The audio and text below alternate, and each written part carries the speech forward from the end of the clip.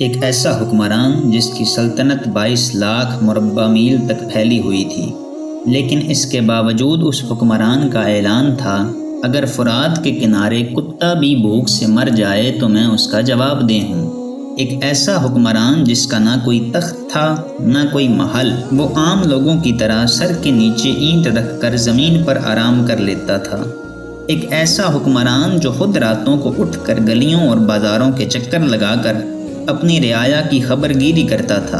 ایک ایسا حکمران جس نے دنیا کو جیل خانہ جات کا تصور دیا، پولیس کا محکمہ بنایا، مؤذنوں کی تنخواہیں مقرر کیں، مکمل عدالتی نظام کی بنیاد رکھی، آبپاشی کا نظام قائم کیا، فوجی چھاونیاں بنائیں، دودھ پیتے بچوں، بیواؤں اور یتیموں کے وظائف مقرر کیے۔ جی ہاں، میں بات کر رہا ہوں مراد رسول خلیفہ ثانی امیر المؤمنین حضرت عمر بن خطاب رضی اللہ تعالی عنہ کی، جن کے متعلق اپنے تو اپنے غیروں کا بھی یہ اعتراف ہے کہ اگر اسلام میں ایک عمر اور ہوتا تو پوری دنیا پر صرف اسلام کی حکومت ہوتی۔ حضرت عمر بن خطاب رضی اللہ تعالی عنہ کو شہید کر دیا گیا، لیکن کیوں؟ اور آپ کا قاتل ایک صحابی رسول کا غلام تھا، اور آپ کے قاتل کا مقبرہ اور مزار بھی بنایا گیا، لیکن ایسا کیوں ہوا؟ جانیں گے آج کے اس ویڈیو میں۔ ویڈیو کو اینڈ تک ضرور دیکھیے گا۔ ناظرین کرام، اسلام سے پہلے قیصر اور کسریٰ دو بڑی طاقتیں تھیں۔ مسلمانوں نے عرب کے ریگستانوں سے اٹھ کر دونوں کو دھول چٹا دی۔ خلیفہ ثانی حضرت عمر فاروق رضی اللہ تعالی عنہ کے دور میں ایران فتح ہوا۔ ایران کے لوگ مذہب کے اعتبار سے آتش پرست تھے، یعنی آگ کی پوجا کرتے تھے۔ مسلمانوں نے ایران کو فتح کرنے کے لیے کئی جنگیں لڑیں، جن میں قادسیہ کی جنگ سر فہرست ہے، جس میں 30,000 ایرانی مارے گئے تھے۔ مسلمانوں کے حوصلے بلند ہوئے اور مسلمانوں نے جلولہ اور احواز کے علاقے بھی فتح کر لیے۔ کسریٰ ایران نے مسلمانوں سے آخری ٹکر لینے کا فیصلہ کیا، جس کا نتیجہ نہامند کی جنگ کی صورت میں نکلا۔ اللہ نے اس جنگ میں بھی مسلمانوں کو فتح عطا کی اور ایران مسلمانوں کے قبضے میں آ گیا۔ یہی وہ جنگ تھی جس میں ایک شخص گرفتار ہوا جس کا نام ابو لولو فیروز تھا۔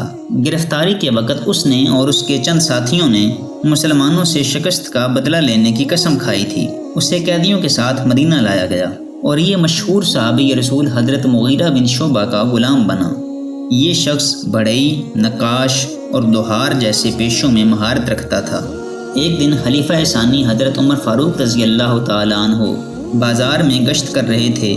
یہ ملا اور کہنے لگا، میرے آقا مغیرہ بن شعبہ سے سفارش کر دیجئے کہ وہ میرا خراج کم کر دے۔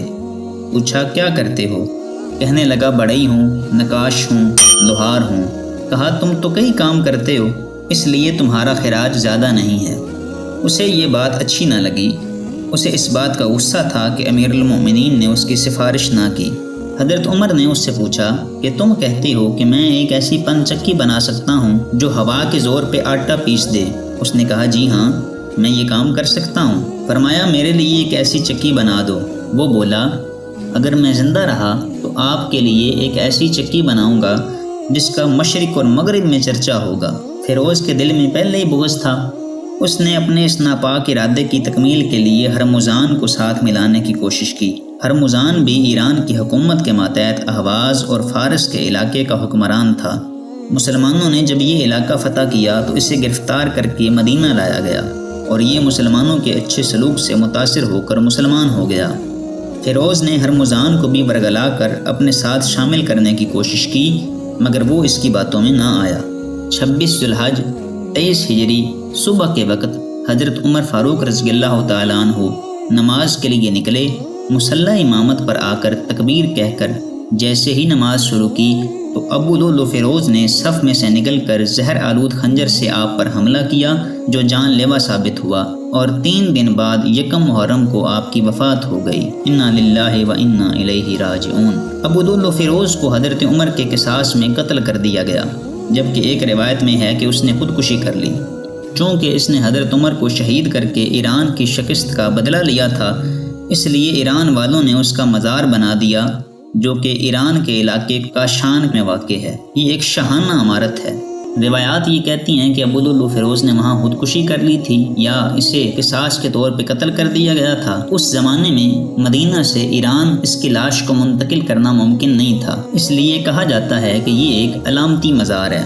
بہرحال حقیقت حال اللہ کی ذات بہتر جانتی ہے۔ ویکیپیڈیا کے مطابق 2010 میں مسلم علماء کی ایک تنظیم نے اپیل کی کہ فیروز مجوسی ملعون کے مقبرے کو مسمار کر دیا جائے، مگر ایرانی حکومت نے ماننے سے انکار کر دیا۔ اس کے بعد جامعہ الازہر نے اس مقبرے کو گرانے کا مطالبہ کیا اور مصر نے ایران سے سفارتی تعلقات ختم کر دیے۔ چنانچہ ایران کی حکومت مزار بند کرنے پر مجبور ہو گئی اور اس کی جگہ مقامی پولیس کا ہیڈ کوارٹر قائم کر دیا گیا۔ ویڈیو پسند آئی ہے تو دوستوں کے ساتھ شیئر ضرور کریں۔ چینل پر نئے ہیں تو چینل کو سبسکرائب کر لیں۔ ملتے ہیں اگلی ویڈیو میں۔